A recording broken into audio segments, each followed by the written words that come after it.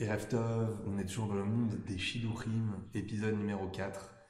La semaine dernière, on avait parlé de l'importance de la tfila, de l'importance de prier, voilà, l'importance de demander à Kadosh Baruch Hu de nous donner notre mazal. On avait vu que dans la Gemara, 40 jours avant la naissance, on avait donc notre mazal qui avait été déterminé par Kadosh Baruch Hu, qu'on pouvait le perdre si on passait à côté tout simplement, et qu'on pouvait aussi gagner notre mazal, avoir la fille qu'on souhaitait, le garçon qu'on souhaitait, le garçon qu'on méritait surtout, grâce à la tfila. Donc la tfila, c'est primordial, mais il n'y a pas que la tfila.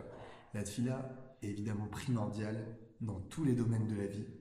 Effectivement, dans les shidduchim, c'est le domaine qui nous intéresse aujourd'hui, mais il y a aussi une ishtadlout, il y a un effort personnel à fournir pour trouver son shidduch, même si on sait que tout vient d'Hachem.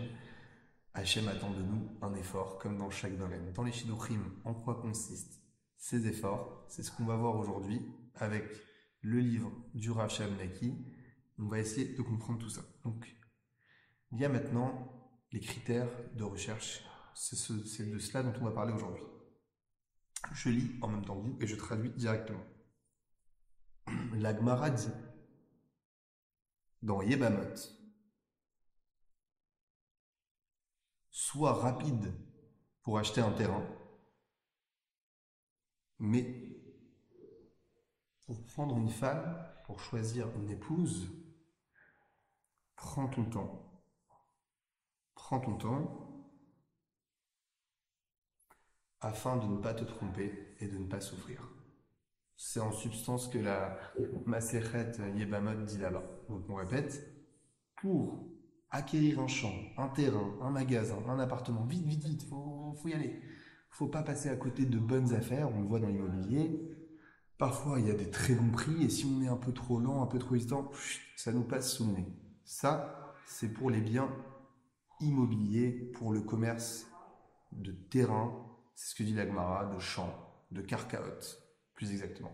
Mais pour la femme ou pour le mari, la Gemara nous dit va doucement. Alors, va doucement, c'est vrai que ça va un petit peu à l'encontre de tout ce qu'on a dit jusqu'à présent, parce qu'on a dit jusqu'à présent qu'il fallait se marier, pas être trop difficile, trouver facile, être facile, avancer dans la vie, etc. Oui, c'est vrai, mais il ne faut pas faire l'imbécile, c'est-à-dire qu'en gros, si je me marie pour me marier, mais que je n'ai étudié aucun critère, que je n'ai pas du tout essayé de réfléchir si la personne allait me convenir ou pas, et que je fonce tête baissée, droit dans le mur, bah, c'est mauvais aussi. Et la Gemara nous dit. Donc là, on voit qu'il y a une approche quand même, bah, au Hachem, très terre à terre aussi des Shidduchim.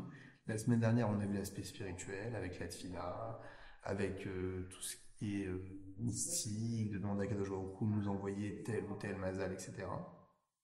Mais on voit aussi que dans la Torah, c'est une mitzvah aussi d'avoir les pieds sur terre.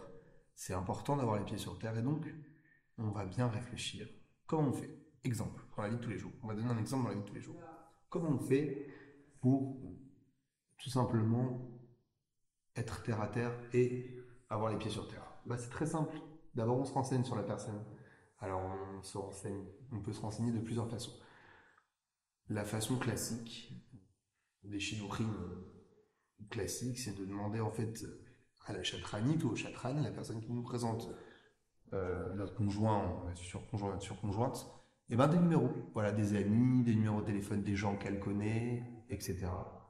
Pour voilà, savoir quel est son caractère, est-ce que c'est une personne plutôt introvertie, extravertie, calme, excitée, fêtarde, une casanière, une personne qui est altruiste, qui donne pas, qui fait attention à l'argent, qui fait pas attention à l'argent, etc., etc., etc. Voilà, toutes les choses. Voilà, est-ce que c'est une personne religieuse comme nous, pas religieuse, qui aime voyager, qui aime pas voyager, qui veut des enfants, qui en veut pas beaucoup, voilà, qui veut un homme qui travaille, un homme qui étudie la Torah, qui veut se couvrir la tête, qui veut pas, qui veut avoir des animaux, enfin voilà, qui cuisine pas, toutes ces choses en fait. Après, sans rentrer dans les détails, et là on va voir aussi que le fait de rentrer dans les détails, ça peut être un défaut, parce que ça peut nous empêcher et ça peut nous faire passer à côté de personnes exceptionnelles. Donc voilà, de se renseigner. Si je suis quelqu'un qui aime sortir énormément et qui n'est pas prêt du tout euh, à faire d'impasse là-dessus, ben, je ne vais pas prendre une personne qui est très casanière. Si je suis une personne qui veut avoir beaucoup d'enfants et que la personne que je vais rencontrer ne veut pas en avoir plus qu'un ou deux, ça collera pas non plus.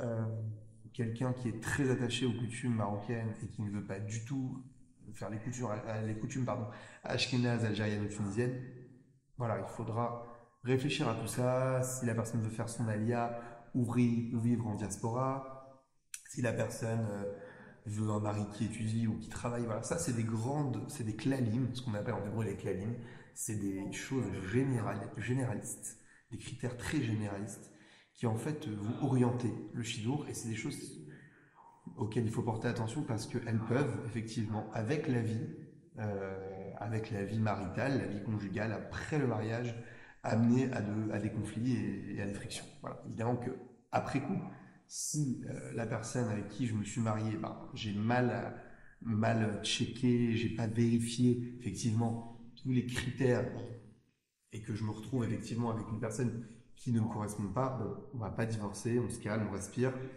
on appelle le rave, on appelle le thérapeute de couple, on essaie aussi d'être intelligent, parce qu'on n'est pas là pour divorcer à tout prix, c'est très mauvais, donc on réfléchit calmement. Mais là, on parle d'avant. Nous, on est dans l'échatrila, on est avant, on n'est pas après. Donc, la Gemara nous dit qu'il faut être prudent. Adam Sarif Leriot, Shakul Mitor Bechinat Shidur. Donc, un homme, il doit réfléchir, il doit peser le pour et le contre dans sa recherche du mazal, dans sa recherche du shidur. Sheare Zoï Bechina Sheyeshla. Voilà, Ashefa Atsuma Al-Hay. Ok? Aussi bien spirituel que matériel. Ici, il dit en gros le Rav, il faudra faire très attention à certains critères parce que certains critères de la personne vont avoir une influence considérable, déterminante et presque définitive sur notre vie. La vie qu'on va avoir après, donc notre vie quotidienne en fait, puisque la personne avec qui on vit, ça détermine notre vie entièrement, notre vie sociale, notre vie familiale, notre vie professionnelle, tout va dépendre de ces critères qui vont en fait ça va nous influencer dans notre vie, ça va amener une hashpa'a, ça va amener une influence dans notre quotidien et donc c'est très important.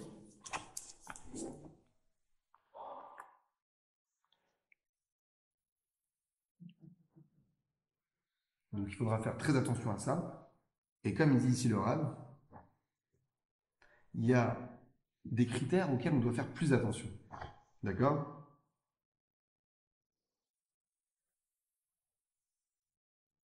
C'était une petite coupure technique, désolé. Donc l'homme doit faire attention à certains critères, mais pas à trop de critères. Comme dit ici le Rav de manière exactement très fine et très intelligente, il y a des critères auxquels on doit porter attention. Il y a des critères sur lesquels on doit être capable de faire des concessions. Parce que si on est trop exigeant et on demande, c'est-à-dire la poule aux odeurs, on demande tous les critères, et bien il dit ici le Rav, et c'est réel, c'est réaliste, j'en ai moi-même fait l'expérience, qu'aucune personne qu'on nous présentera en Shidour ne peut répondre à tous les critères, c'est pas possible. Il y aura forcément quelque chose qui ne va pas aller.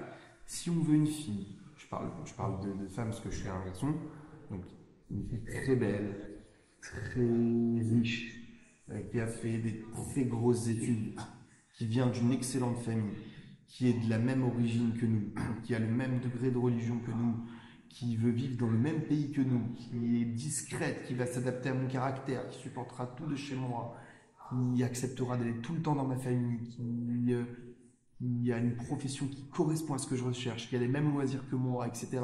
Verrouler, c'est très rare. Ça va limiter drastiquement le choix de partenaires potentiels, et donc arrivé à un certain âge, il est évident qu'on va se retrouver très limité. Et on trouvera donc forcément de moins en moins de candidats potentiels. Donc il y a des critères qui sont par exemple primordiaux dans la Torah. Par exemple, moi je vous le dis, en tant que juif, c'est très important, la pureté familiale.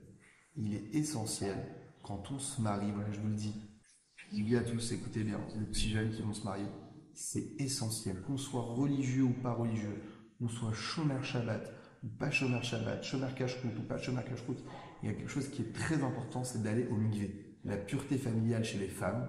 Donc il y a des livres qui sont sortis sur ça. Il y a le livre de Rav Baruch, il y a plein de livres. Vous pourrez, si vous voulez, me contacter et je vous en conseillerai.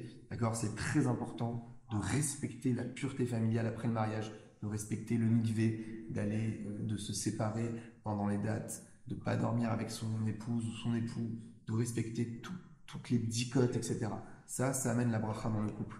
Donc ça, effectivement, c'est un critère essentiel. Pareil, le choix du pays. Si une personne veut vivre en Israël et l'autre en France, il faut soit faire une concession et suivre la personne dans son pays, mais il ne faut pas rentrer en guerre.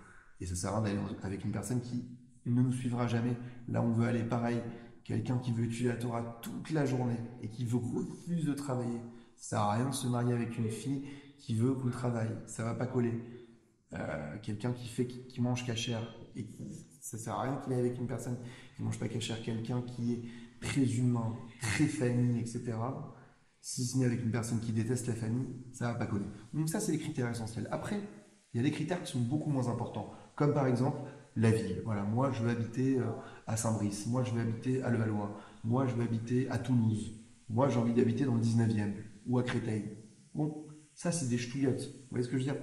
C'est pas l'essentiel. On ne remet pas en cause une relation.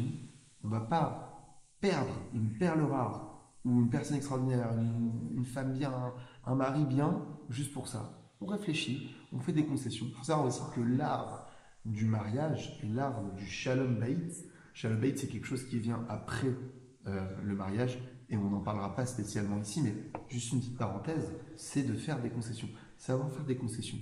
Quand moi, je fais tout pour que mon conjoint, ma conjointe soit épanouie, et que l'autre personne en face de moi fait tout pour que moi je sois épanoui, alors là c'est magnifique. Mais si mon but est uniquement de prendre, de faire tout ce que je veux moi, et la personne qui est en face de moi, ma femme ou mon mari, de faire tout ce qu'elle veut, elle, c'est la guerre. Ça tiendra pas longtemps. Voilà, je vous le dis tout de suite, c'est pas. Donc, faire des concessions sur la ville, ou par exemple les origines. Combien de fois j'entends ah, moi je suis de Djerba, je veux une fille de Djerba, ou moi je suis de Meknes, ou. C'est quoi ces longueurs? On est en 1960, dans le Mélar ou quoi? On a vécu en France, on est tous nés en France. Alors, je dis ça de manière générale. Il y a des familles, voilà, il y a des gens qui sont restés vraiment comme de l'huile d'olive pure, avec leurs minagim, leurs coutumes, c'est très fort chez eux, ils n'arrivent pas à s'en défaire. Cela, ok, c'est une exception, et même, j'estime que la mixité des coutumes, ça apporte beaucoup de bien, tant qu'on reste marié dans la même religion, bien évidemment, mais voilà. Donc, moi, je pense qu'il ne faut pas faire ça. T'es marocain, t'es tunisien, t'es ashkénaze, tu te maries, au contraire.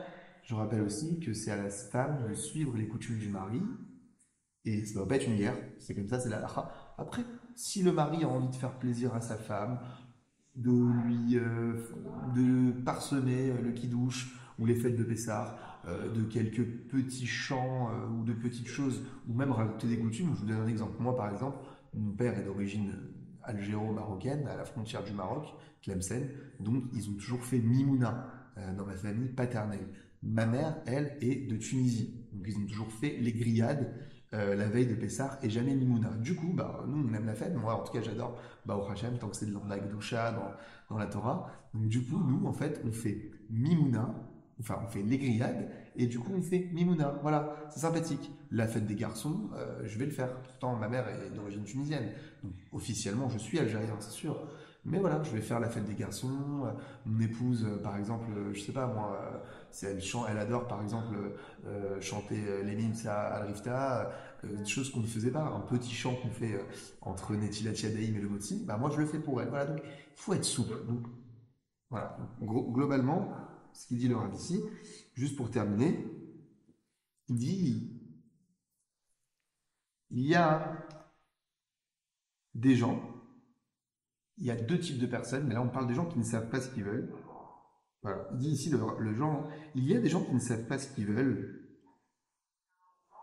et ils ont l'impression, alors c'est le Rav qui dit ça, ce n'est pas moi qui dis ça, ils ont l'impression en fait, ils se considèrent eux-mêmes comme des gens très importants, venant de familles, là-bas il dit qu'ils ont un grand yirous, c'est-à-dire qu'ils viennent d'une ascendance très importante. Nous, nos ancêtres, nos parents, alors c'est peut-être vrai, mais en tout cas voilà, il y a des gens qui se considèrent comme ça, se considèrent aussi très riches. Ils disent on est des grands amis des Chachamim, des gens de famille importante, on est des gens riches, on est des beaux gosses, on est des beaux gosses, on est des beaux gosses. Notre mère nous a toujours dit qu'on était des beaux gosses. ou des belles gosses. Mon père m'a toujours élevé comme une princesse, si on veut ça.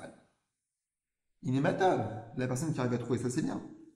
Et eux se disent, mais qui va nous mériter? Ils se disent, mais nous, mais qui va nous valoir? Qui va nous mériter? Il n'y a rien qui va nous mériter. Personne va nous arriver à la cheville. La cheville, on ne trouvera jamais ce qu'on veut. Bah, c'est pas de notre faute. Ah, nous, on veut se marier. On veut se marier, mais à part. On va pas se brader. On va pas se marier avec des gens qui ne nous correspondent pas. Ras shalom. Donc ces gens-là, finalement, mettent du temps à se marier. Ce qu'il dit ici, Laura. D'accord? Ces gens-là, malheureusement, ne trouvent pas de chidour et le temps passe. Le temps passe. Le temps passe énormément. Ici, le Rav rapporte un exemple malheureux, tristement malheureux. Alors, c'est son interprétation de l'événement, bien sûr. D'accord? C'est selon Baït Mnoucha. D'accord? Voilà.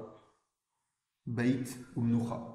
Donc, le Rav ici parle des enfants de Aaron à Cohen, donc Nadav et Abihu, qui eux sont, on le sait, donc pour ceux qui ne le savent pas, ce sont les deux fils d'Aaron qui, en apportant un sacrifice étranger, pas comme il le fallait, pas dans les conditions souhaitées par Akadosh Baruch Hu, qui ont malheureusement perdu la vie lors de leur offrande. Et il y a c'est vrai, on dit souvent, il y en a qui disent que c'est parce qu'ils ne voulaient pas se marier. Voilà, parce qu'ils étaient tellement proches de l'Akdoucha, ils étaient tellement proches d'Hachem, ils étaient tellement heureux de, d'être dans l'Akdoucha constamment, bah, ils n'ont pas trouvé le besoin de se marier.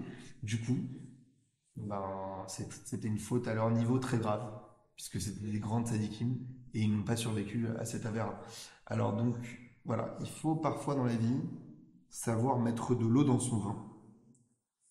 D'accord?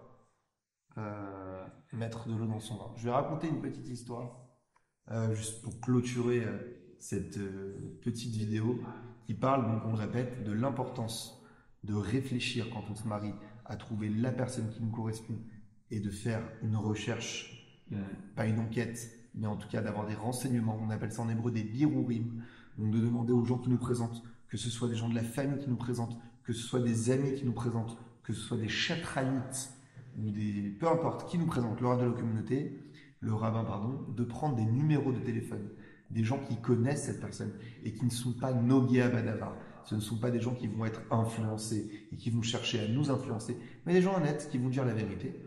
Après, il y a des halachot de la shonara, on n'en parlera pas ici, pas aujourd'hui. Voilà, qui est ce garçon, qui est cette jeune fille, voilà comment je suis, voilà ce que je veux dans la vie, est-ce qu'elle me correspond, est-ce que c'est quelqu'un de bien, de gentil, qui veut ci, qui veut ça, voilà, ça c'est très important. On a vu ça, et on a vu qu'il y avait des critères importants et des critères moins importants, et que les personnes qui cherchaient des critères, qui cherchaient tous les critères parfaits, qui cherchaient à avoir le 20 sur 20, malheureusement, c'était très difficile pour eux, ça n'existe pas, et il faut revoir ces exigences à la baisse. C'est une phrase que j'adore, mais qui est très vraie. Revoir ces exigences à la baisse, pardon, parce que personne n'est parfait. Et on parlait ensuite, à la fin, pour terminer, des gens qui se sentaient très importants, venant de grandes familles, étant très beaux, très frais, très riches, très intelligents, les meilleurs du monde, et qui finalement laissaient passer le Zman. Petite histoire pour terminer. Je me rappelle quand j'étais célibataire, il y a longtemps, j'ai un ami qui me proposait tout le temps des shidduchim. Il s'appelle Aaron Bokobza. Donc je le remercie dans cette vidéo. Je sais il sera content, je pense, d'entendre que je le cite et que je me souviens de ces discussions. Il m'a beaucoup aidé pendant ma période de célibat à me présenter des jeunes filles. Et puis moi, bon, j'étais, comme malheureusement ou heureusement, comme tous les jeunes de mon âge et de ma génération, un peu exigeant, un peu, bon, pourquoi elle, pourquoi truc. Et il m'a raconté une phrase, il m'a raconté une histoire. Il m'a dit, c'est l'histoire d'une princesse qui était très belle, très riche, très gentille et très intelligente, la fille d'un roi. Et son père, le roi, voulait la marier. Il alla voir sa fille, lui dit, écoute ma fille, je vais te présenter les meilleurs garçons du royaume, qu'est-ce que tu cherches? La fille, bah, naturellement, elle dit, moi je cherche quelqu'un comme moi, je veux un garçon très beau, très riche, très intelligent et très gentil.